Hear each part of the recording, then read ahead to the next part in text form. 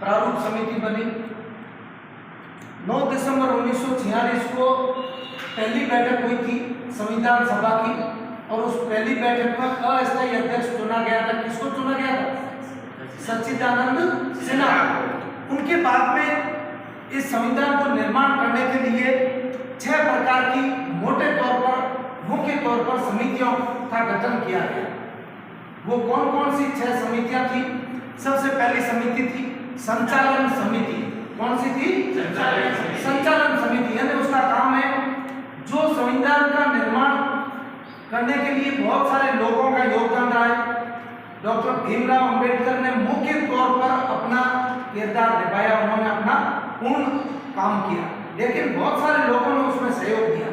तो इस इतनी बड़ी टीम को एक संचालित करना, एक संचालन समिति थी कि सबसे पहले क्या होगा, बाद में क्या होगा, कहां से क्या लाया जाएगा, किस प्रकार से नियम कानून और तरीकों को अमल में लाया जाएगा, समाज के लिए, लोगों के लिए, लोगों से राय लेना, विचार विमर्श करना, क्या सही रहेगा, क्या गलत रहेगा, इन सब चीजों का आकलन किया गया।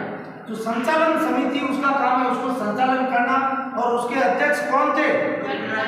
डॉक्टर राजेंद्र प्रसाद। और इनको जब 2 दिन के बाद में 9 दिसंबर 1946 को अस्थायी अध्यक्ष चुना गया, और उसके ठीक 2 दिन बाद 11 दिसंबर 1946 को डॉक्टर राजेंद्र प्रसाद को स्थायी अध्यक्ष चुन लिया गया। यही डॉक्टर राजेंद्र प्रसाद ही इस संचालन समिति के अध्यक्ष हुए। दूसरी समिति हुआ संघीय संविधान समिति। संघीय मतलब अलग अलग हमारा देश है वो प्रांतों में बटा हुआ था, अलग अलग राज्य, अलग अलग संघों में। तो उनकी जो संविधान समितियां हैं हर राज्य के अंदर बनाई गई कि गुजरात में संविधान समिति ये होगी, उड़ीसा में ये होगी, आंध्र प्रदेश में ये होगी। उनसे विचार लेना, उनसे तथ्य इकट्ठा करना, उनसे कानून के मसौदे इकट्ठा करना, फिर उनको उनके ऊपर विचार विमर्श करना, फिर उनको अमल में लाना। तो इसलिए एक संघीय संविधान समिति का गठन किया गया कि ये संघीय संविधान समिति है, ये अलग अलग संघीय राज्य उनसे ये मसौदे इकट्ठे करें। तो उसका अध्यक्ष कौन था? पंडित जवाहरलाल नेहरू। तीसरे प्रकार की जो समिति थी वो थी प्रांतीय संविधान, कि अलग अलग राज्यों का प्रांतीय संविधान होगा। वो किस प्रकार से होगा, उसकी बनावट क्या होगी, वो किस प्रकार से प्रारूप में आएगा, उसके लिए एक समिति का गठन किया गया। और उस समिति का कौन था अध्यक्ष? प्रांतीय समिति का सरदार।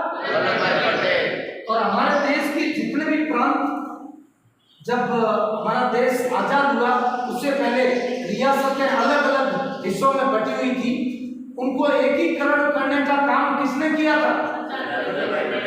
जिसकी यूनिटी ऑफ स्टेचू गुजरात के अंदर लगी हुई है, नर्मदा नदी के किनारे, किसकी है? इन्हीं सरदार वल्लभ भाई पटेल का ही काम था, जिन्होंने हमारे देश को एकीकरण किया। जो रियासतें अलग अलग भाग रहे थे, अलग अलग दिशाओं में जा रहे थे, उन सबको एक झंडे के नीचे लाए, और उन्हीं को इस प्रांतीय संविधान समिति का क्या बनाया गया? अध्यक्ष बनाया गया। और जो चौथे प्रकार की वो है प्रारूप समिति। प्रारूप समिति का अध्यक्ष किसको चुना गया?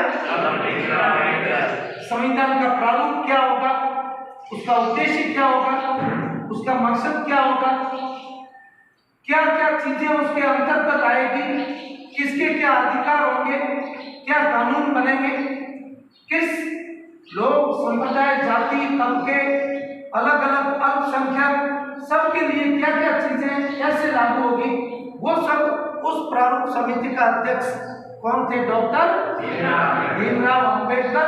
और इन्हीं को संविधान का क्या कहा जाता है? जनक कहा जाता है। और अगली समिति कौन सी थी? झंडा समिति। यानी कि हमारे देश का झंडा किस प्रकार का होगा, उसके अंदर क्या क्या चीजें शामिल होगी, कहां से झंडा, किस प्रकार से उसका निर्माण किया जाएगा, उसके लिए सारे तथ्य इकट्ठा करना, झंडे के बारे में सारी चीजें एकत्रित करना, उनके बारे में विचार विमर्श करना, वो समिति का काम था।